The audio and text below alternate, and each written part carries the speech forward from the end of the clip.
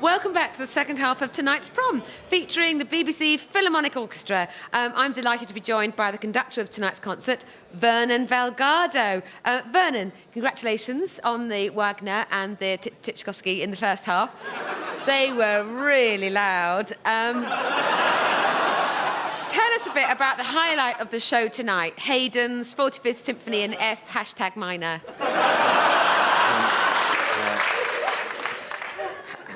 Yes, the Farewell Symphony, a perennial favourite for audiences. Haydn was a bit ahead of his time, wasn't he, writing a piece with hashtags in?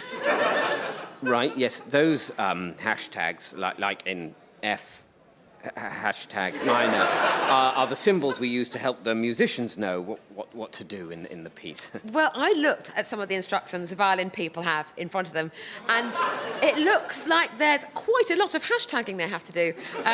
Does the use of phones in a piece like this distract the band? No, well, it's... Perhaps I should explain that there are no phones in the... Look, you're right in one respect about Haydn, or Haydn, as he liked to pronounce it. He was very ahead of his time. His expansion of sonata form paved the way for Beethoven, for example. Ah, was he the blind one? I think you're thinking of Delius. No, never heard of him. Do you think Haydn would have used phones in his music if he'd been alive today? Oh dear.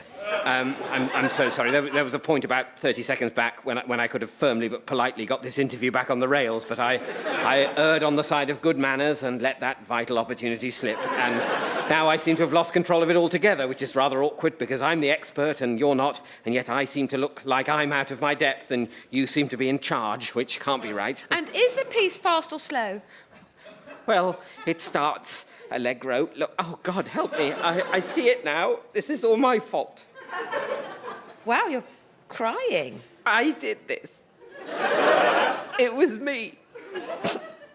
I want to say to my peers, my colleagues, my wife and children, I'm so sorry. I didn't know it would lead to this.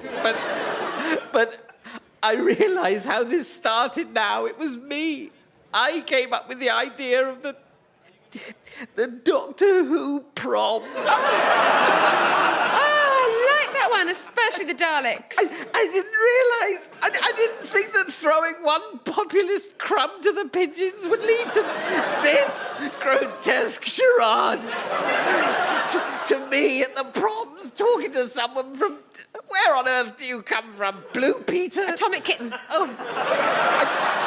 I should have seen the signs when I was the only one on the steering committee to veto the idea of throwing out anyone who claps between movements. I should have known then that I was heading to the dark side. How will I look the Royal Academy in the eye again? There goes that traitor, they say. There goes Judas Valgado, the man who turned the proms over to hoi polloi and twisted what was once a glorious private elitist festival, our festival, into a disgusting commercial success. I'm sorry. I'm so sorry. I'm so ashamed. All in the name of getting a few more wobbling bums on uncomfortable seats. I bet even the seats have changed. I bet they've got holders for your bucket of rubbish drink. Oh, God, it's all ruined. Blimey. Well, will you still be waving at the band, or are you feeling too sad now?